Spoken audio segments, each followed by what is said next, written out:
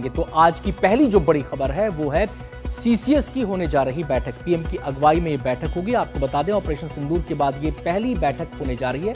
विस्तार से इस पर आपको आगे जानकारी देंगे। और यूपी में तिरंगा यात्रा निकाली जाएगी। तिरंगा यात्रा में योगी आदित्यनाथ शामिल होने जा रहे हैं। इस यात्रा के बारे में पूरी जानकारी आपके साथ आगे साझा करेंगे। और अगली खबर है, सीजेआई पद की शपथ लेंगे जस्टिस गवई। वो भारत के इतिहास में दूसरे दलित चीफ जस्टिस हैं। विस्तार से आपको आगे बताएंगे।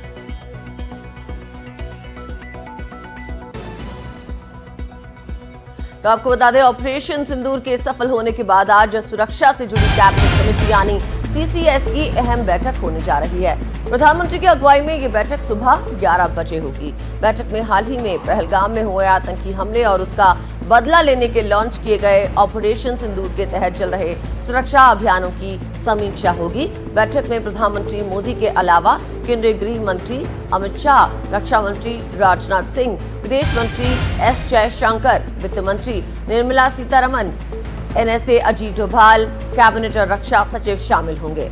सूत्रों के मुताबिक बैठक में आतंकवाद के खिलाफ चल रही कार्रवाई की प्रगति, खुफिया जानकारी की स्थिति, सेना और अर्धसैनिक बलों की तैनाती और भविष्य की रणनीति पर चर्चा हो सकती है। तो आज बेहद अहम बैठक सीसीएस की और इसमें कई बेहद सुरक्षा से जुड़े मुद्दों पर बातचीत।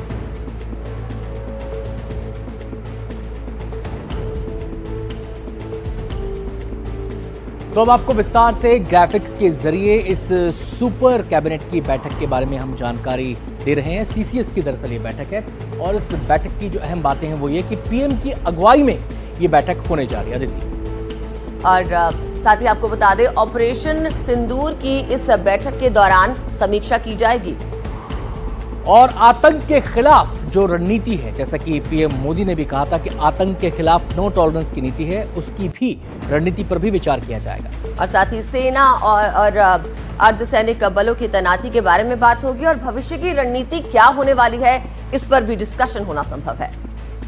तो ये तो हुई बैठक की जो एजेंडा है, उसके जो बिंदु हैं उसकी बात। अब आपको बताते हैं कि बैठक में कौन कौन शामिल रहेगा। इसके अंदर प्रधानमंत्री नरेंद्र मोदी शामिल रहेंगे, जो कि बैठक की अगुवाई कर रहे हैं। इसके अलावा रक्षा मंत्री और गृह मंत्री भी इस बैठक में शिरकत करने जा रहे हैं। और साथ ही इस बैठक में विदेश मंत्री, वित्त मंत्री, एनएसए अजीत डोभाल, कैबिनेट और रक्षा सचिव भी शामिल होंगे।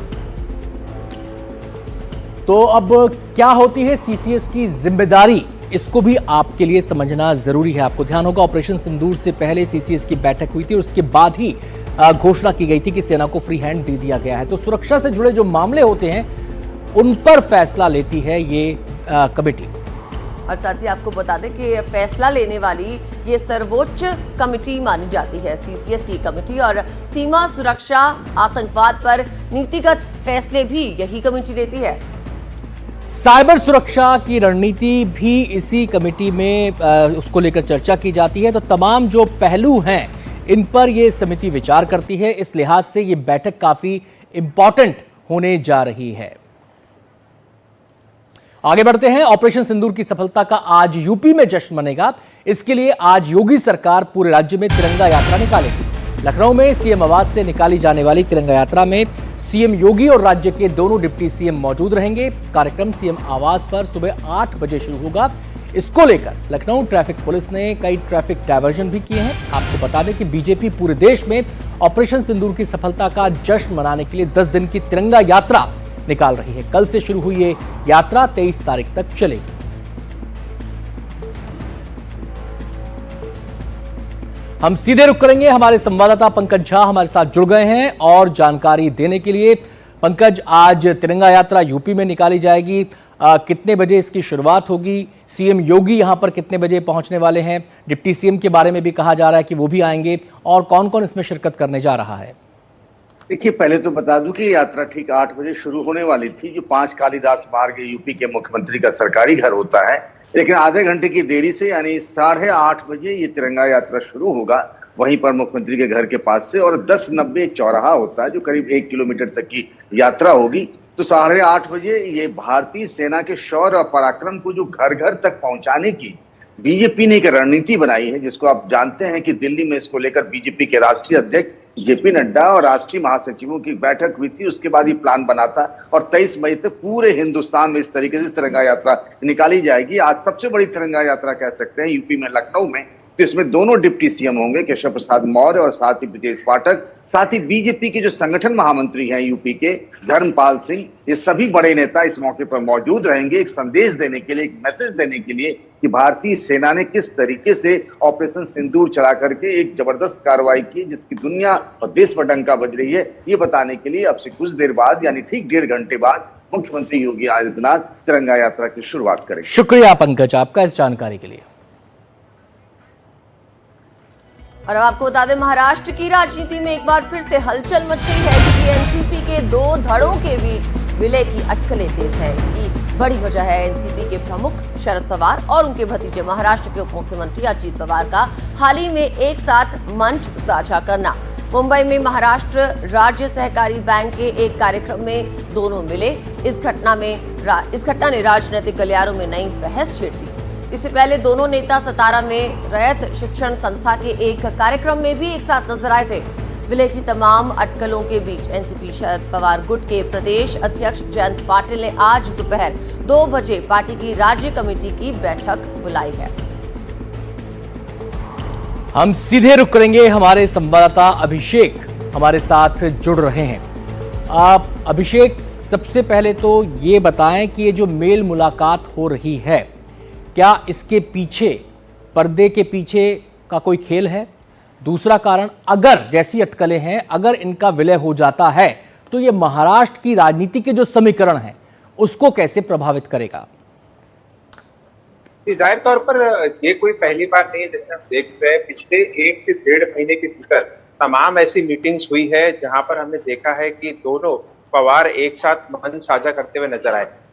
जैसे शिक्षण संस्था की बात हुई या फिर शुगर कोऑपरेटिव सेक्टर की बात हुई, और हाल ही में जिस तरीके से हमने देखा, उन्होंने फिर एक बार महाराष्ट्र स्टेट कोऑपरेटिव बैंक के कार्यक्रम में मंच साझा ही नहीं किया बल्कि एक दूसरे से बात करते हुए भी नजर आया। पहले भी इस तरीके की चीजें देखी गई, लेकिन इसमें एक चीज जो मैं बताना चाहता हूँ कि जो एक अंग्रेजी अखबार को इंटरव्यू दिया था शरद पवार ने, उसमें साफ तौर पर कहा था और ये माना था कि उनके गुट में 2 गुट बन चुके हैं और एक गुट चाहता है कि अजीत पवार के साथ जाया जाए। और वहीं उन्होंने कहा कि इस पर जो निर्णय लेना है वो युवा नेतृत्व लेगा आगे चल के।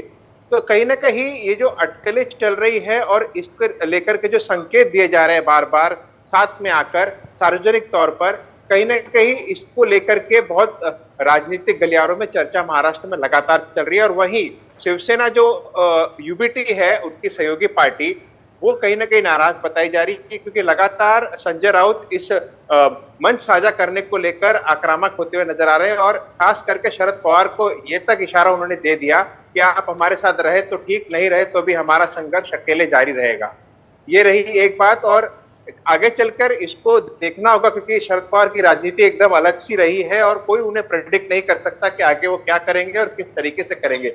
लेकिन हालांकि महाविकास आघाड़ी में भी आप देख सकते हैं कि चिंता की भावना उठ रही है। और कहीं ना कहीं जो राष्ट्रीय स्तर की भी बात की कि जिस तरीके से शरद पवार का बयान आया कि सर्वदलीय बैठक बुलाई जानी चाहिए, ना कि एक विशेष सत्र, उसको लेकर भी कहीं ना कहीं एक अनबन देखने को मिल रही है क्योंकि कांग्रेस और शिवसेना यूबीटी ने कहा था कि ये चाहिए हमें, लेकिन ये एक अलग रुख अपना रहे। तो कहीं ना कहीं अगर ये साथ में आ जाते हैं आगे चल के तो कोई बड़ी बात नहीं होगी, क्योंकि जो वो चाहते हैं, उनकी पार्टी के अंदर के लोग जो चाहते हैं उसको सहमत होकर एक निर्णय लिया जाता है अगर आगे चल के, तो इसमें कोई अचंभा नहीं होना चाहिए। महाराष्ट्र की राजनीति बहुत बहुत शुक्रिया अभिषेक आपका इस पूरी जानकारी के लिए। तो अभी तो अटकलें ही लगाई जा रही हैं, लेकिन इस संभावना से इनकार नहीं किया जा सकता कि भविष्य में दोनों साथ आ जाएं।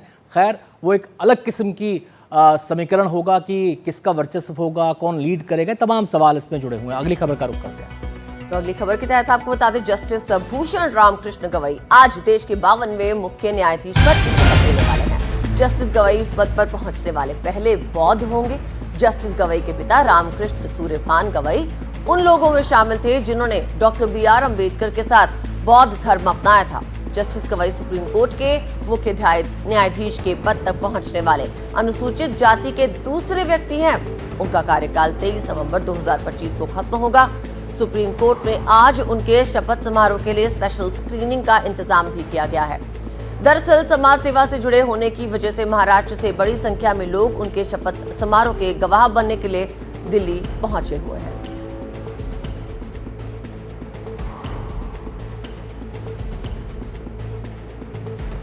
तो जस्टिस गवई का देश का मुख्य न्यायाधीश बनने का सफर बहुत शानदार रहा है। एक नजर उनके इस पूरे सफर पर आपको दिखाते हैं कि कैसे आगे वो बढ़ते चले गए, कैसे उनकी पूरी यात्रा रही है। तो जस्टिस गवई का शानदार सफर, इसको हम ग्राफिक्स के जरिए बता रहे हैं। 1960 में अमरावती में उनका जन्म हुआ था।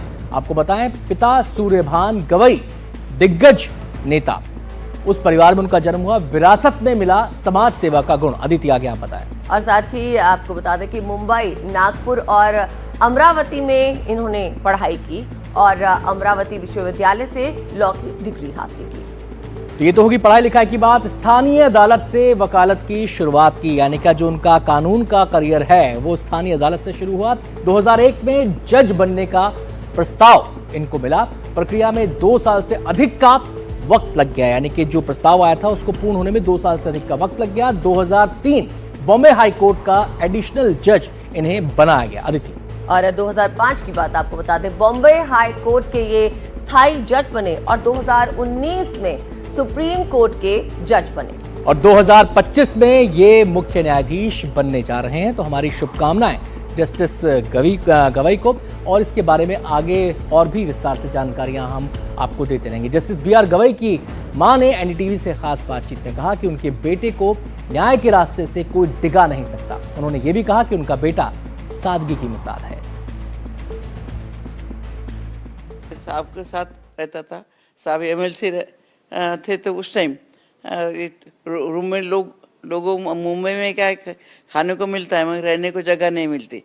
तो ये मेरे हॉस्टल में सभी लोग रहते थे, तो ये वरांडे में एक चादर लेके सोता था और वैसा पढ़ाई भी करता था। तो इसका एजुकेशन मैट्रिक मुंबई में हो गया और बाद में उसने कॉमर्स किया। LLB के first year second year Mumbai में किया। थर्ड ईयर मुझे फाइनल ईयर LLB का अमरावती पास किया, क्योंकि वो खेती करने के लिए अमरावती आया था। खेती भी उसने तो उन्होंने खेती भी की, उन्होंने गरीब लोगों को खाना भी खिलाया, आपके साथ काम में हाथ भी बटाया और पिताजी के साथ सामाजिक कार्य में भी हिस्सा लिया। हाँ, सारे काम सो ही इज ऑलराउंडर।